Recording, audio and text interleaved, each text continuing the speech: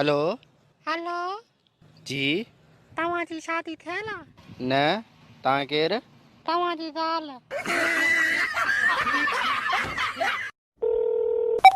Hello हाँ जी। जानिए, आप मुझे बहुत प्यारी लगती हो। अच्छा जी। परियों की तरह लगती हो। अच्छा सच्ची जानो? शहजादियों की तरह लगती हो। हाय लो, और क्या कर रहे हैं? मजाक कर रहा हूँ।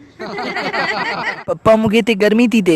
हाँ मुझे पुत्र के गर्मी थी थे। चलो बेटा चलो, मैं तुम्हारे रूम में बैसी लग रहा है तो। अब्बू मुझे भी गर्मी थी थे। मुझे दिल जे टुकर के भी गर्मी थी थे। आलू पटर आलू घर रास्ते में 5 रुपया प्लेट रोटी मां तुझी घर दे तोड़ तो क्या तू न रो।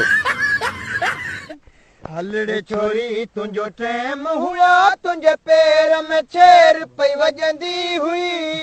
ए तो तेरा जमानू मजबूर हुआ, जॾहिं चेल ते चोटी कुॾंदी हुई।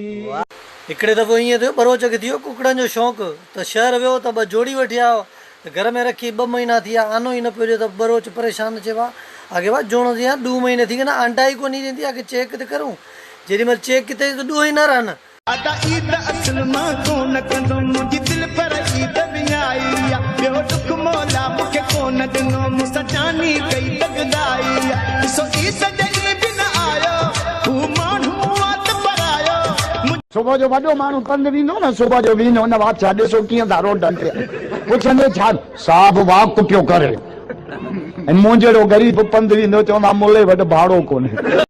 जेको हथ जलियो थी जानी जाम शोरो तू चढ़ाई दे। हालई पयासी जे बेले में पो कंहिंजो